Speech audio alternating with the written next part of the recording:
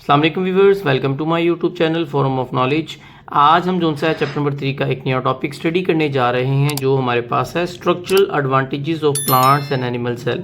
कि प्लांट्स और animal cell में कुछ डिफरेंट स्ट्रक्चर्स मौजूद हैं, उनके क्या एडवांटेजेस हैं, क्या फ़वाइद हैं। ठीक है, तो हम प्लांट सेल और एनिमल सेल दोनों में जो सा है वो डिफरेंट स्ट्रक्चर्स जो सेल के अंदर मौजूद हैं उसके बारे में यहाँ देखेंगे। ठीक है, तो ये हमारे पास सबसे पहले इंट्रोडक्शन है, इसमें ऐसा कोई चीज़ नहीं है। हम प्लांट सेल में देखें कि advantage of plant cell structure जो सा वो क्या है। तो सबसे पहले हमारे पास ना इसमें ये पॉइंट्स बने हुए हैं, आपने इनकी हेडिंग्स बना लेनी है। देखें जैसे मैंने हाईलाइट किया ना सेल वाल, सबसे पहला प्लांट सेल में उसको क्या एडवांटेज है कि उसकी सेल वाल है, एक रिजिड एक सख्त सेल वाल है जो मिलकर बनी होती है, किससे, सेलुलोज से मिलकर बनी होती है। ठीक है, अब सेल वाल का फंक्शन क्या है प्लांट सेल के अंदर, it provide structural support and protection. कि ये सेल को जो सा है एक पहले नंबर पे कि स्ट्रक्चरली उसको सपोर्ट प्रोवाइड करती है, सेकंड नंबर पे प्रोटेक्शन करती है इन्वायरमेंट से। ठीक है, तो ये सबसे पहला स्ट्रक्चरल ऑर्गेनेलिज जो सा है वो प्लांट सेल के अंदर पाया जाता है। सेकंड नंबर पे हमारे पास है क्लोरोप्लास्ट। ठीक है, हमने डिटेल में इसका स्ट्रक्चर जो सा है वो देखा है, इसका फंक्शन देखा है प्रीवियस लेक्चर्स में। तो प्लांट्स के पास सेकंड जो ऑर्गेनेलिज होती है वो क्लोरोप्लास्ट होता है। ठीक है, क्लोरोप्लास्ट रिस्पॉन्सिबल है फोटोसिंथेसिस के लिए, कि जो फोटोसिंथेसिस होती है वो क्लोरोप्लास्ट में होती है। ये पिगमेंट है जो प्लांट सेल में होता है। अब फोटोसिंथेसिस में क्या होता है कि लाइट एनर्जी जो सी है वो कन्वर्ट होती है केमिकल एनर्जी में। जो प्लांट अपने लिए केमिकल एनर्जी अपने लिए फूड जो बनाता है वो हमारे पास केमिकल एनर्जी की फॉर्म में होती है, और वो हम जो सा है वो लाइट एनर्जी सनलाइट से जो सा है वो प्लांट बनाता है। अब ये फोटोसिंथेसिस कौन करता है, क्लोरोप्लास्ट में ये सारा का कुछ होता है। तीसरे नंबर पे जो हमारे पास जो सा स्ट्रक्चर मौजूद है प्लांट सेल में वो है सेंट्रल वैक्यूल्स। प्लांट सेल में हमने देखा ना, ये प्लांट सेल है जैसे, इसमें सेंट्रल वैक्यूल्स मौजूद होता है जो कि टर्जिडिटी प्रोवाइड करता है, तनाव की फोर्स प्रोवाइड करता है प्लांट सेल को। ठीक है, कहता है लार्ज सेंट्रल वैक्यूल है स्टोर वाटर, जो पानी को स्टोर करता है, न्यूट्रिएंट्स को स्टोर करता है और वेस्ट प्रोडक्ट को स्टोर करता है। ये तीनों काम किसके हैं, वैक्यूल्स के हैं, जो सेंटर में प्लांट सेल में बड़ा सा मौजूद होता है। इसके अलावा जो वैक्यूल्स का फंक्शन है, कहता है इट प्रोवाइड टर्गर्ड प्रेशर। ये टर्गर्ड प्रेशर प्रोवाइड करता है सेल को कि सेल जो सा है वो तना रहे, मतलब वो सेल जो सा मुरझा ना जाए। ठीक है, तो वो टर्जिटी जो प्रोवाइड करता है, टर्जिट प्रेशर जो देता है वो हमारे पास सेंट्रल वैक्यूल्स है। ठीक है, और सेल की शेप को मेंटेन रखने के लिए ये टर्गर्ड प्रेशर बड़ा ज़रूरी होता है। ये तीसरी हमारे पास ऑर्गेनेलिज है जो प्लांट सेल में मौजूद होती है।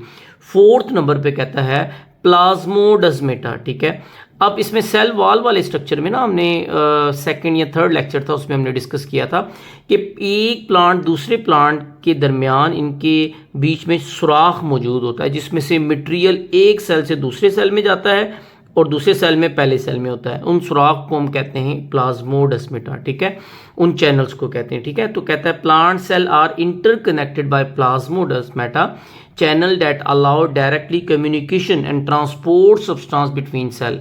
कि प्लाज्मोडेस्माटा वो हमारे पास वो सुराख है जिसमें से मटेरियल एक सेल से जाएगा दूसरे सेल में, और कोई भी मैसेज भी जाना है एक सेल से दूसरे सेल में तो प्लाज्मोडेस्माटा के जरिए जाएगा। ठीक है, फूड भी ट्रांसपोर्ट होनी है, कोई भी केमिकल सब्सटेंस होना है एक सेल से दूसरे सेल में तो वो प्लाज्मोडेस्माटा के जरिए होगा। तो ये हमारे पास 4 प्लांट सेल के स्ट्रक्चर थे, ये 4 एडवांटेज हैं। इसके बाद हमारे पास हम एनिमल सेल की बात करें तो एनिमल सेल में सबसे पहले जो सा है वो सेंट्रियोल यहाँ बयान हुआ है। ठीक है, आप इसी तरीके से जैसे ऊपर ये 4 हेडिंग्स आप बना के ये लिखेंगे, यहाँ भी ये आप 4 हेडिंग्स बनाएंगे। ठीक है, सबसे पहली हेडिंग जो हमारे पास होगी वो है सेंट्रियोल्स की। अब कहता है एनिमल सेल के पास सेंट्रियोल्स होता है, हमने पढ़ा है ना ट्यूब लाइक स्ट्रक्चर होता है। अभी ये पिछले पेज में हमने ये डिस्कस किया था लास्ट लेक्चर में कि ये ट्रिपलेट 9 जो सा है वो ट्यूब्यूल्स होती हैं जो मिलकर क्या बनाती हैं, एक पाइप नुमा स्ट्रक्चर सेंट्रियोल्स बनाती हैं। अब ये हमारे पास जो सेंट्रियोल है, ये सेंट्रियोल का क्या फंक्शन है। ठीक है, ये सेंट्रियोल हमारे पास जो सेल डिवीजन होती है तो उसमें जब क्रोमोसोम सेपरेट हो रहे होते हैं, ठीक है, यानी कि जब ये हमारे पास क्रोमोसोम इस तरीके से सेल के अंदर होते हैं ना, तो ये सेंट्रियोल से ही स्पिंडल फाइबर बनते हैं जो क्या करते हैं, इस क्रोमोसोम को अलहदा करते हैं। हाफ नंबर ऑफ क्रोमोसोम इधर आ जाते हैं, हाफ इधर आ जाते हैं, तो सेग्रीगेशन ऑफ क्रोमोसोम में सेंट्रियोल क्या करते हैं, हेल्प करते हैं। ठीक है, सेल डिवीजन में हेल्प करते हैं। हमारे पास पहला पॉइंट हो गया। सेकंड हमारे पास जो है वो है लाइसोसोम। अब लाइसोसोम भी हम पीछे पढ़ रहे हैं। ठीक है, लाइसोसोम के पास ऐसे इंजाइम होते हैं, ठीक है। ये सैक लाइक स्ट्रक्चर होता है जिसके अंदर ऐसे इंजाइम होते हैं जो इंजाइम क्या करते हैं, वो हमारी जो सेल के अंदर वेस्ट मौजूद होता है ना, वेस्ट मटेरियल होता है, उसको ब्रेक डाउन करते हैं, ठीक है। वो कौन करता है? वो लाइसोसोम करता है। इसी के साथ कहता है lysosome contribute to cell clean up and recycling, कि सेल को क्लीन करने का काम भी किसका होता है? लाइसोसोम का होता है। रिसाइकल करना चीज़ों को, पुरानी चीज़ों को नई चीज़ों में कन्वर्ट करना कौन करता है? लाइसोसोम करता है हमारे पास। तो ये हमारे पास जो है ना, वो ये सेकंड जो है एनिमल ऑर्गेनेलीज है, ठीक है। थर्ड हमारे पास आता है फ्लैजेला एंड सीलिया, ठीक है। हमने कुछ पढ़ा यूनिसेलुलर ऑर्गेनिज्म, जैसे पैरामीशियम है, उसमें एक जैसे पैरामीशियम का स्ट्रक्चर इस तरीके से होता है ना, तो उसके ऊपर इस तरह का से फिंगर लाइक स्ट्रक्चर होते हैं जिसको हम क्या कहते हैं? वो है सीलिया। इसी तरीके से हमारे पास ना कुछ एनिमल सेल में भी जो है ना, वो इस तरीके से ये स्ट्रक्चर मौजूद होता है जिसे हम फ्लैजेला कहते हैं। ये फ्लैजेला जो है वो सेल की, स्पर्म सेल की जो मूवमेंट है उसमें हेल्प करता है, ठीक है।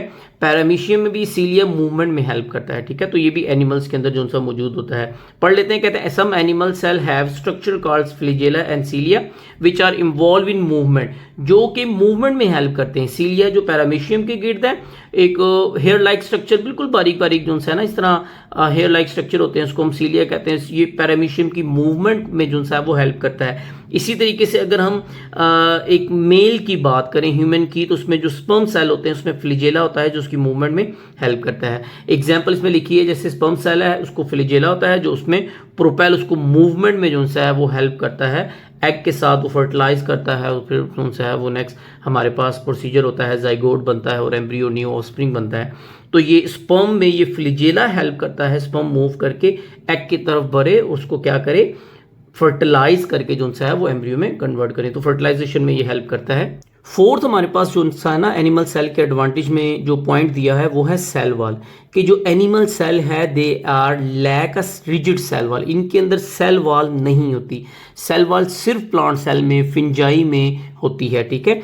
एनिमल में सेल वॉल नहीं होती। तो अभी पीछे हमने पहला पॉइंट पढ़ा था ना उसका, कि जो प्लांट की सेल वॉल है वो उसको प्रोटेक्ट करती है, ठीक है, और उसको एक रिजिड स्ट्रक्चर जो है वो सेल को देती है, जबकि एनिमल सेल में सेल वॉल नहीं होती। इस वजह से एनिमल सेल अपनी शेप को क्या कर सकता है? चेंज कर सकता है। कहता है this flexibility is crucial for sale movement. अब ये सेल वॉल ना होने की वजह से सेल अपने शेप को चेंज कर सकता है। इस वजह से ये फ्लेक्सिबिलिटी मौजूद है कि जो सेल है वो मूव कर सकता है, ठीक है। अब जैसे वाइट ब्लड सेल है ना, जो इंसानी बॉडी में ब्लड में अंदर वाइट ब्लड सेल भी होते हैं, रेड ब्लड सेल भी होते हैं, प्लेटलेट सेल भी होते हैं। तो जो वाइट ब्लड सेल है ये डिफेंड का काम करते हैं। हमारी बॉडी में कोई इन्फेक्शन हो जाए तो white blood cell as a फौज के तौर पे उस जरासीम के साथ फाइट करते हैं और उन्हें किल करते हैं। अब ये जो वाइट ब्लड सेल मूव करते हैं वो इन्फेक्शन साइड पे या इंजरी जहां हुई हो उस साइड पे मूव करते हैं, ताकि वो कोई बैक्टीरिया, कोई इन्फेक्शन हुआ है, कोई जरासीम है तो उसके साथ फाइट करके उसको किल किया जा सके। तो ये सेल वॉल ना होने की वजह से वाइट ब्लड सेल क्या कर सकता है? मूव कर सकता है। तो ये हमारा आज का छोटा सा टॉपिक था। उम्मीद है कि आपने जो है इस टॉपिक को अच्छे तरीके से समझा होगा।